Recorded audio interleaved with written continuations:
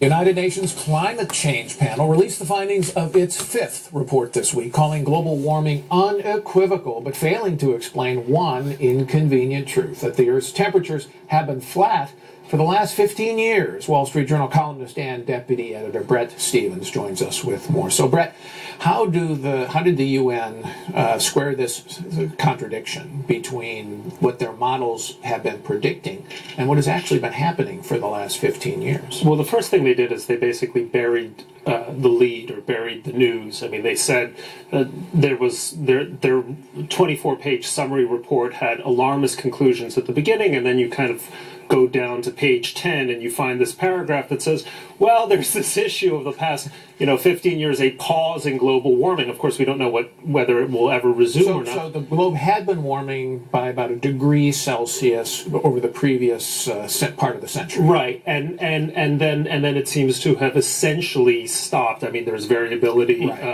year to year.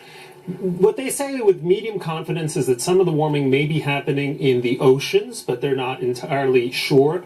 They acknowledge... So it's a heat sink. Right, basically. Exactly. They acknowledge that there may be problems with their modeling, which is very important because everything that we supposedly or people think they know about climate change is based on the models. Is based on computer simulations. And when you have computer simulations with huge data sets trying to calculate over 100-year time spans whether temperature will rise by 0.5 degree, 1 degree, 1.5 degrees, you can have these sort of variations.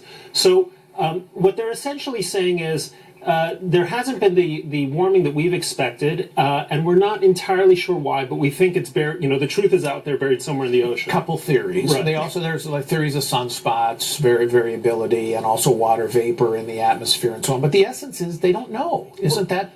But then how can they be so sure that climate change is going to happen? I mean, 7 years ago in their report, I guess, or 2007 report, they said it would be very likely that by the end of the century, the globe would warm by more than I think likely by 1.5 degrees. They were thinking about 2 degrees Celsius. Now it's less than 1.5. Now it's 1.5. And by the way, if someone said to you, by the way, the temperature today is going to be, let's say, 78 degrees instead of, say, 76, you probably won't change your clothes or worry that the end is near. So this has to be kept in perspective. When you see these graphs of temperatures going up, we're talking about 1 degree or maybe 2. But that's the essential thing. In other sciences, uncertainty is part of the discourse of all the scientists. Sure. They acknowledge they don't know. I mean, we're making fundamental discoveries about Mars right now, thanks to the rover up there. About the Voyagers are making new discoveries, and yet with climate scientists, there's this quality of saying global warming is unequivocal, and we must take drastic steps to reshape the world's economy, or we're going to face a catastrophe. So climate scientists speak in a very different way from scientists in other disciplines. Yeah, that lesson to me, Kim, from this, the big one is uncertainty, that you don't, we got to wait and see now, in particular with the last 15 years, whether or not the climate models themselves are going to end up, the temperature is going to match what the climate models are predicting. So let's not jump to precipitous conclusions. But what do you think are the implications of this for policy in Washington, where the president has made climate change a big part of his second-term agenda?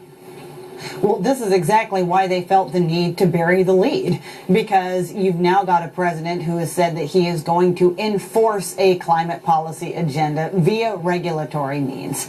And it would have been, and bodies like the UN, they want the United States to be a leader on this issue because they feel that that's the only way that they can pressure yet other countries like China and India to also somehow get on board. So they're not going to do anything to derail this U.S. movement and this U.S. president to sort of step up and start enforcing some sort of climate program.